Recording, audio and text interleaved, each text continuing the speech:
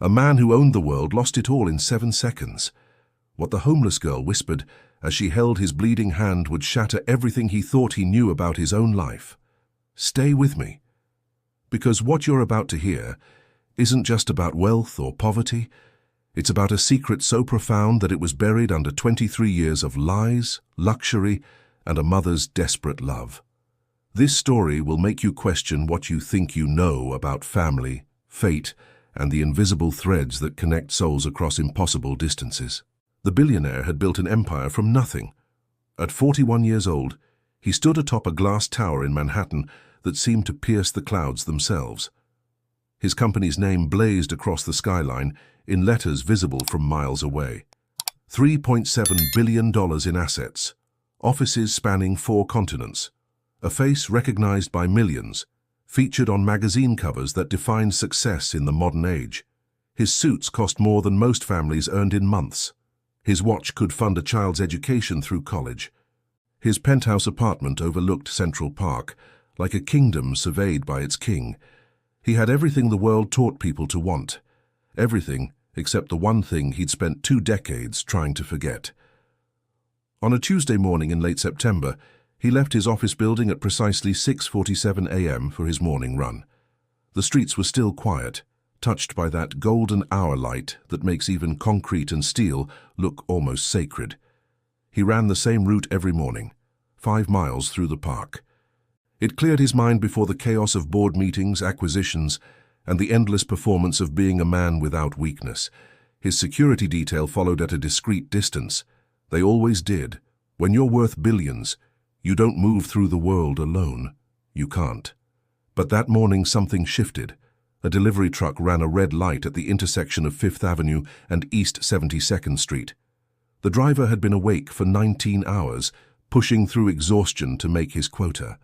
He never saw the pedestrian crossing, never saw the expensive running shoes or the titanium watch or the face that had graced 100 magazine covers.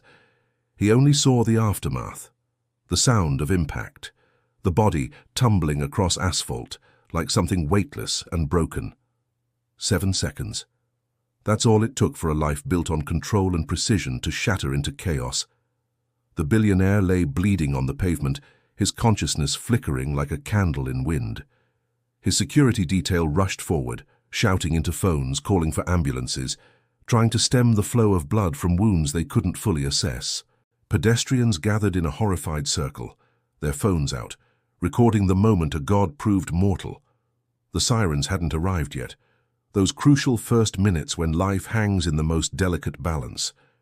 And then she appeared. The girl couldn't have been more than 19 or 20. Her clothes were layered and worn, the kind of outfit assembled from thrift stores and charity bins.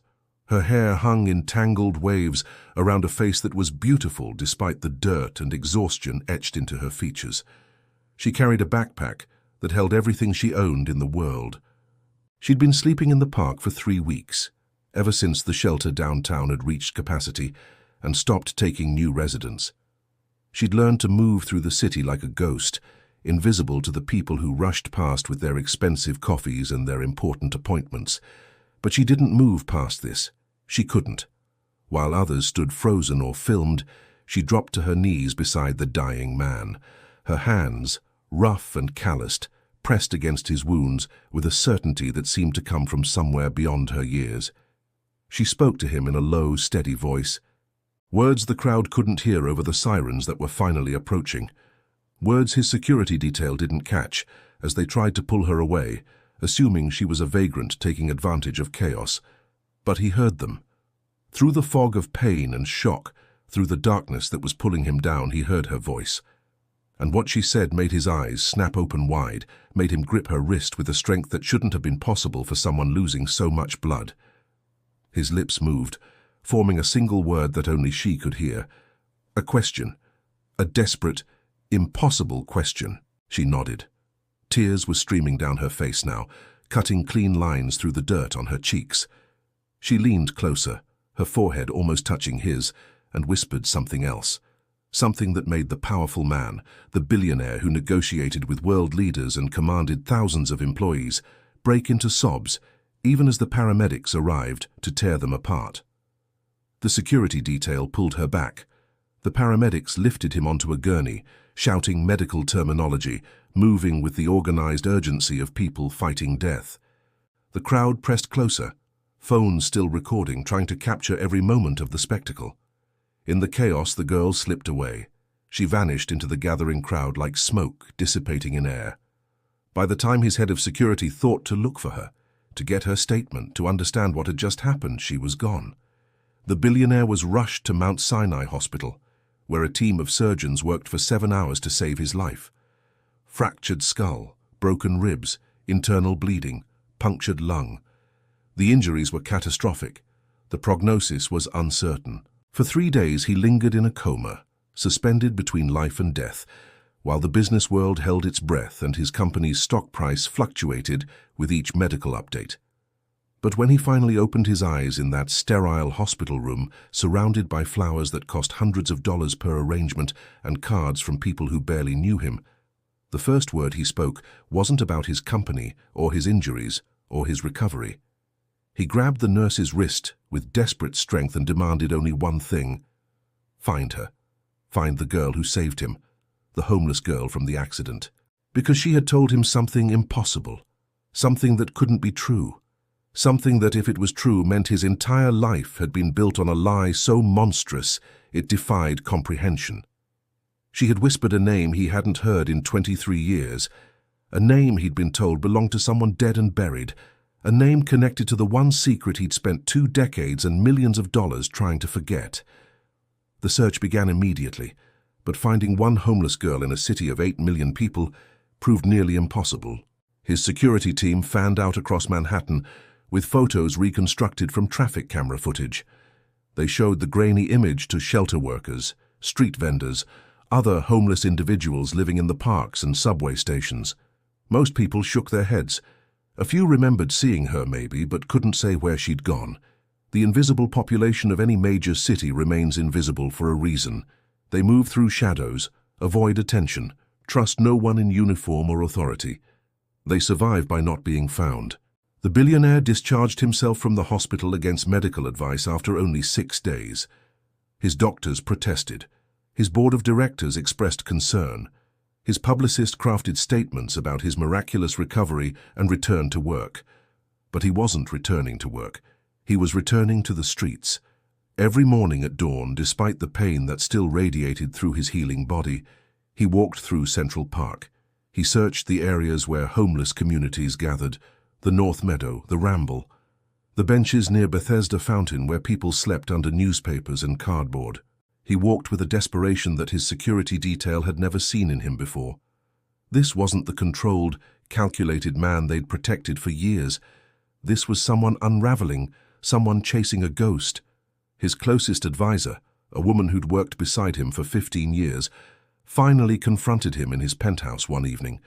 She demanded to know what was happening, why he was destroying himself over a stranger, why he'd barely slept, barely eaten, barely acknowledged the company that was beginning to suffer without his full attention. He stood at the window overlooking the park, his reflection ghostly in the glass, and he told her something he'd never told anyone. He told her about the daughter he'd lost 23 years ago. He'd been 18 years old, barely more than a child himself, when he'd gotten his high school girlfriend pregnant.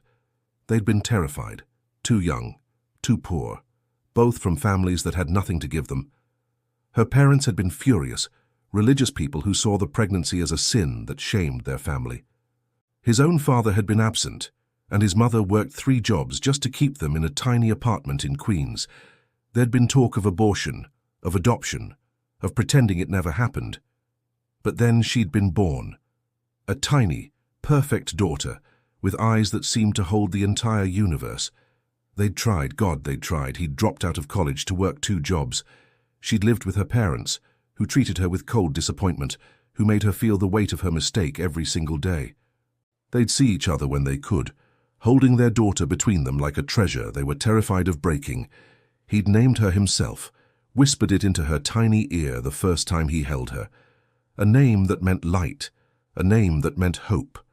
But poverty is a crushing thing. It grinds people down in ways the comfortable world can never understand. After 8 months of impossible struggle, His girlfriend's parents had made a decision. They told him the baby had died. Sudden infant death syndrome, they said. A tragedy, they said. There'd been a small funeral he wasn't invited to. A grave, he was told, existed in a cemetery he was denied access to. Her parents had moved shortly after, taking his girlfriend with them, cutting off all contact.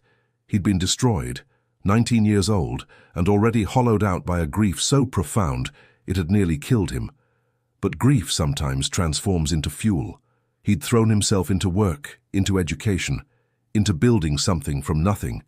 He'd clawed his way up from poverty with a rage that came from loss. Every success was a memorial to the daughter he'd never gotten to raise. Every million earned was proof that he could have provided for her, if only he'd been given the chance. He'd never married, never had other children, never let anyone close enough to hurt him that way again. His empire was built on the foundation of a broken heart. And now, 23 years later, a homeless girl had whispered that name while he lay bleeding on the street. The name he'd given his daughter. The name no one else should have known. His advisor listened to this confession with tears in her eyes. She asked the obvious question. How could this girl be his daughter? How could someone supposedly dead for over 2 decades suddenly appear? He didn't have answers. Only the desperate certainty that he had to find her, that he had to know the truth, even if it destroyed him. The breakthrough came from an unexpected source. A social worker named Patricia, who ran a mobile clinic providing healthcare to homeless populations, reached out through his company's foundation. She'd heard about the search. She'd seen the girl. More than that, she'd treated her twice in the past month for a persistent cough and minor injuries. The girl had given a name, though Patricia suspected it was fake. She had a spot where she often slept, a hidden alcove near the boat pond in Central Park, sheltered by overgrown bushes and invisible to casual passers-by.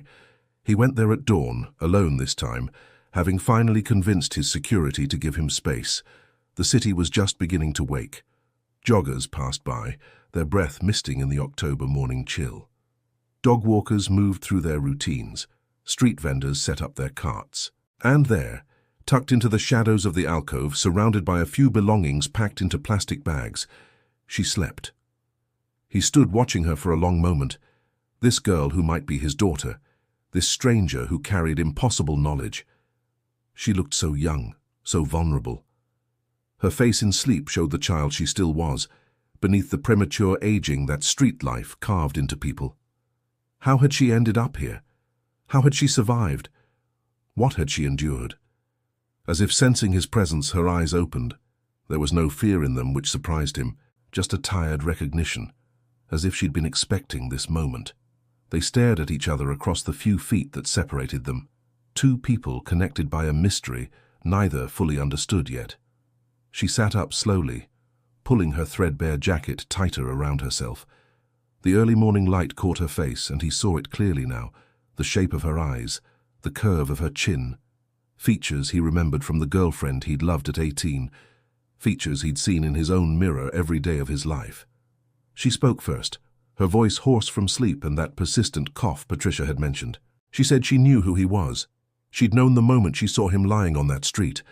She'd recognized him from photographs, from research, from a truth she'd only recently discovered herself. And then she said the words that confirmed everything and shattered everything and changed everything. She said she was his daughter. She said her grandparents had lied about her death because they'd given her away to distant relatives who promised a better life. She said those relatives had failed, had abandoned her, had left her to navigate the foster system that eventually spat her out onto these streets. She said she'd been searching for him for months, ever since she'd finally learned the truth about who she was and where she'd come from. Sharing these heartbreaking stories isn't easy, but if you feel the weight of these hidden bonds, subscribe and join us. Your like can spread empathy, and your comment can share a story that touches another soul. Because sometimes the truth we've been running from is the only thing that can set us free. He dropped to his knees in front of her, this powerful man reduced to something primal and broken. He reached out with trembling hands, asking permission with his eyes before touching her face, tracing the features he'd mourned for 23 years. She didn't pull away. She let him see her. Let him confirm what his heart already knew. And when he finally pulled her into his arms, when they both began to sob with the grief of all those lost years, the city moved around them, indifferent to the miracle unfolding in a hidden corner of the park. The reunion wasn't a fairy tale ending. It was just the beginning of a far more complicated story. He wanted to take her home immediately, to his penthouse with its panoramic views and its empty rooms that had waited decades for purpose. But she hesitated. 23 years of abandonment and survival on the streets had taught her to trust nothing, especially not sudden salvation.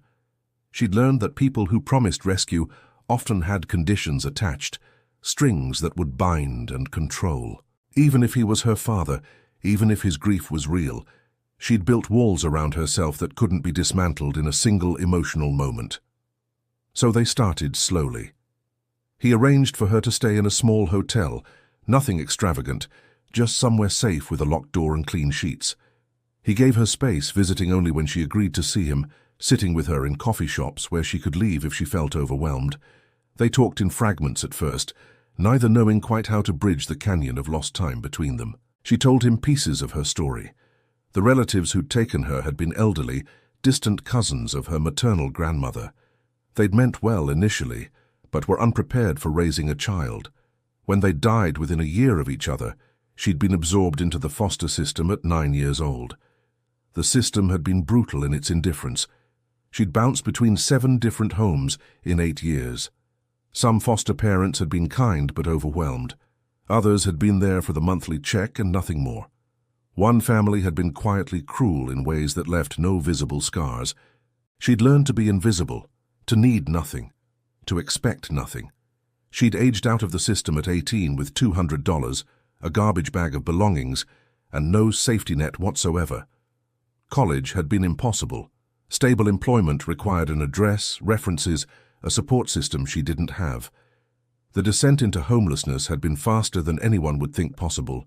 3 months of couch surfing with temporary friends, 2 months in a shelter. Then the streets, where she'd survived for almost a year before that morning, when fate had put her father's broken body in her path. He listened to every word with a grief so profound it felt physical. How different her life could have been, should have been, if he'd known, if he'd fought harder, if he'd questioned the story about her death instead of accepting it from people who'd always looked at him as beneath their daughter. The guilt was overwhelming, but she stopped him when he tried to apologize, when he tried to take responsibility for decisions made by others. She'd spent years being angry, she told him, angry at everyone who'd failed her. But anger was exhausting. Anger didn't change the past. She'd found him now. That had to mean something. Slowly, carefully, they began building something that resembled a relationship. He learned that she was brilliant, that she'd taught herself advanced mathematics by reading library books during the hours when shelters were closed. She'd scored in the top percentile on her SATs, taken before homelessness consumed everything, but scholarships required essays about future plans, and she'd had no future to write about. She loved classical music, had learned piano as a child with those elderly relatives who'd briefly given her stability. She remembered songs by Chopin and Debussy that her fingers could no longer play, but her mind still held perfectly. She learned that he wasn't the cold billionaire the magazines portrayed. He was awkward with emotions, yes, made uncomfortable by vulnerability, because he'd spent decades avoiding it. But he felt everything deeply, kept it buried under layers of control, because breaking down meant admitting weakness in a world that destroyed weak people. He still had the only photograph he'd ever taken with her as an infant, carried it in his wallet for 23 years, worn thin from being touched during moments of private grief. He'd built libraries and schools in her name, foundations that helped struggling young parents, all of it done anonymously because he couldn't bear to use her memory for publicity. The DNA test, when they finally took it at her insistence, was just a formality. They both knew what it would confirm. When the results came back showing a 99.9% probability of paternity, they sat together in his apartment and read the document in silence. She cried, not from relief or joy, but from the finality of it. The last shred of doubt was gone. This was real.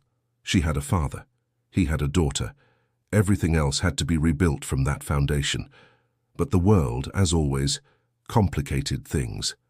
The media got hold of the story. Someone at the hospital or the DNA lab or the security firm leaked information too valuable not to sell. Within days, their private miracle became public spectacle. Headlines screamed across tabloids and business sections alike. Billionaire's secret daughter found homeless. CEO's hidden past revealed. Rags to riches story captivates nation. Reporters camped outside his building. They dug into her past, interviewing former foster families, tracking down people who'd known her on the streets.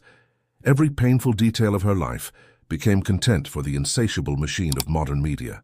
She retreated further into herself. The attention was suffocating. Strangers felt entitled to opinions about her life, her choices, her worthiness. Social media divided into camps. Some called her a gold digger, claiming she'd orchestrated the entire thing to access his wealth. Others romanticized her suffering, turning her into a symbol of resilience that felt exploitative. She hadn't asked for any of it. She'd just wanted to understand where she came from, to know her father, to maybe find some peace with the fractured pieces of her identity. He tried to protect her, deploying lawyers and publicists to manage the narrative. But control was an illusion. The story had taken on a life of its own. His company's board expressed concern about the distraction, about his judgment, about whether this revelation affected his ability to lead.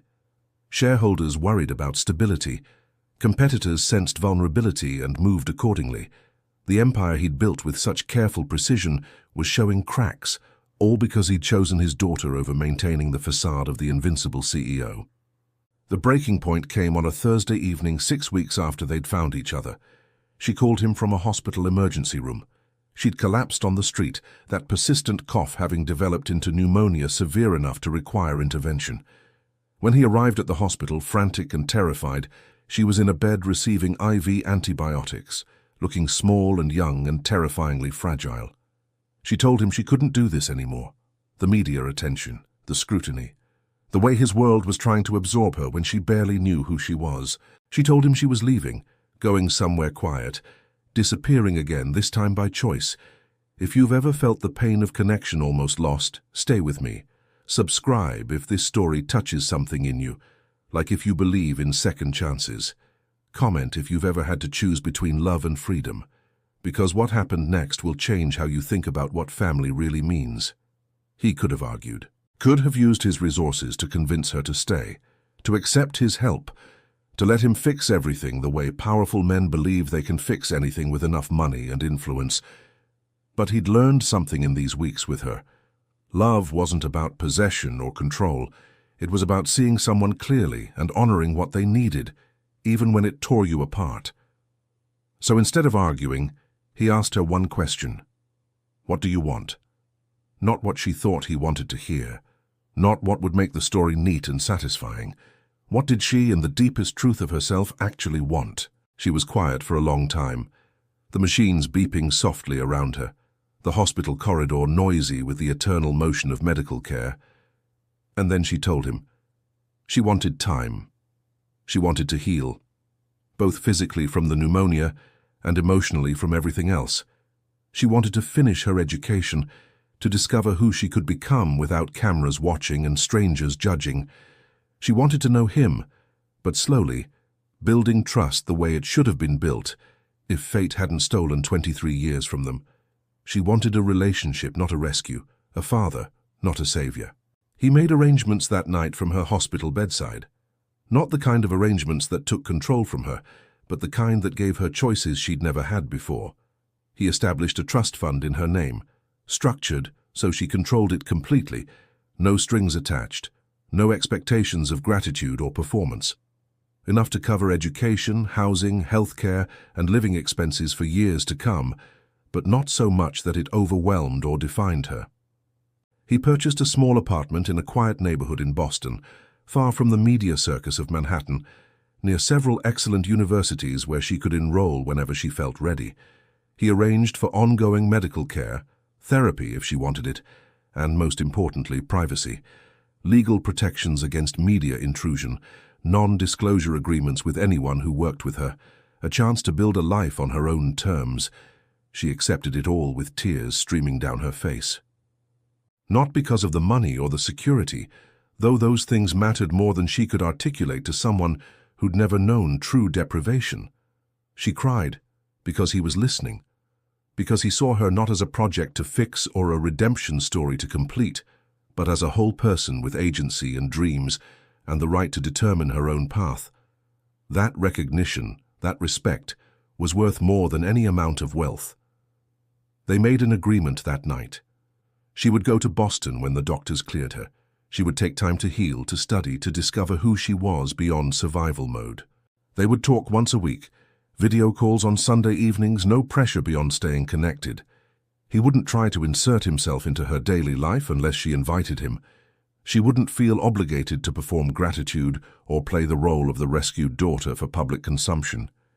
They would build something real, slowly, honestly, with all the messiness that gender relationships contain. The media couldn't understand it.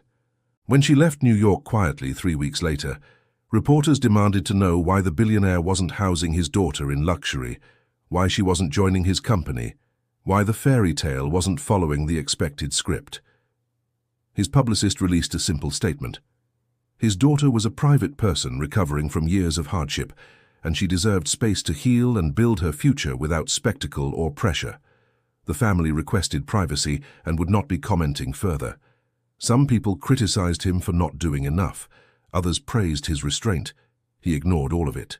His daughter's opinion was the only one that mattered, and she'd sent him a text message the day she arrived in Boston. Just 3 words that he saved and read whenever doubt crept in. "Thank you, Dad." The months that followed brought unexpected transformations. She enrolled in community college first, testing the waters of education after so many years away.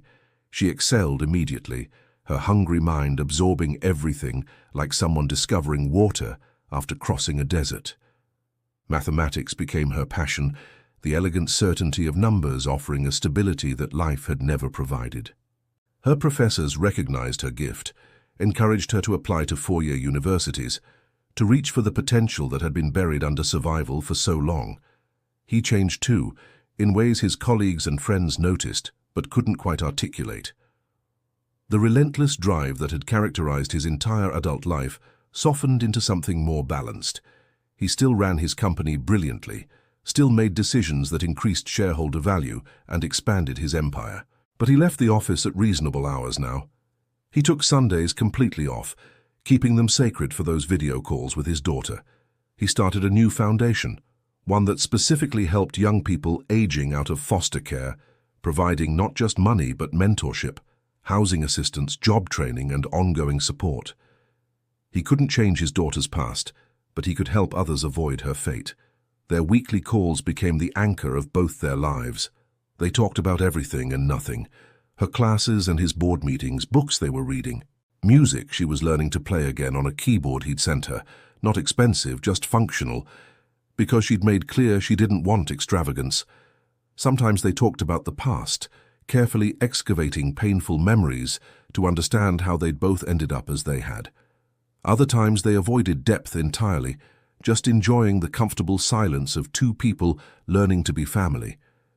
She came to visit him in New York for the first time during her spring break, almost a year after they'd found each other. He'd prepared the guest room in his penthouse, but told her she could stay in a hotel if that felt safer. She chose the penthouse, a decision that felt monumental to both of them. They spent a week together doing ordinary things that felt extraordinary because of all the years they'd been impossible. They cooked meals together, his skills basic and hers surprisingly sophisticated from years of making magic from shelter and street kitchen scraps. They walked through the park where she'd once slept, the geography transformed now by her freedom from it. They visited museums and attended a symphony where she cried listening to live music she'd only heard through library headphones or street performer violins. On her last night before returning to Boston, they sat on his balcony overlooking the city lights, wrapped in blankets against the early spring chill. She told him something she'd been holding back. She'd been accepted to MIT for the fall semester with a full scholarship, mathematics major, a future opening up in front of her that had seemed impossible just months before. He pulled her into a hug, this brilliant daughter who'd survived everything the world had thrown at her and emerged with her mind and spirit intact. He told her how proud he was, how inspired, how grateful that fate or chance or whatever mysterious force governs the universe had given them both a second chance. She pulled back and looked at him seriously. She said she needed to tell him something important, something she'd realized during her months of therapy and healing. She said she didn't blame him anymore if she ever really had. He'd been a kid himself when she was born, powerless against adults who'd made decisions that served their own shame and fear. He'd built an entire empire on the foundation of grief for her, had honored her memory in ways both public and private. But more than that, he'd given her something irreplaceable when they'd found each other. He'd given her choice, agency, the space to become herself. That gift meant everything. He tried to speak but couldn't. 23 years of guilt and grief and what-ifs lodged in his throat. She squeezed his hand and smiled, that beautiful smile that lit up her whole face. She told him they couldn't change the past. All those lost years would always be lost. But they had now. They had the future. They had Sunday phone calls and spring break visits and the slow, imperfect, beautiful work of building a relationship from fragments and hope. That was enough. More than enough. It was everything. This was the journey of one soul, but so many others wait to be told. If you've ever felt the pain of lost connections or the joy of a reunion, join our community. Subscribe, share your thoughts in the comments, and maybe, just maybe, your own story. Together we celebrate the essence of life and the bonds that unite us. Because in the end, family isn't just blood or biology. It's the choice to show up, to listen, to honor who someone is rather than who we need them to be. It's love expressed not through grand gestures, but through steady presence, through respect, through the courage to let go and trust that connection can survive distance and time, and even decades of separation. This billionaire lost everything in 7 seconds on a city street, but in those same 7 seconds, he found the only thing that had ever truly mattered. He found his daughter, he found his heart, he found his way home.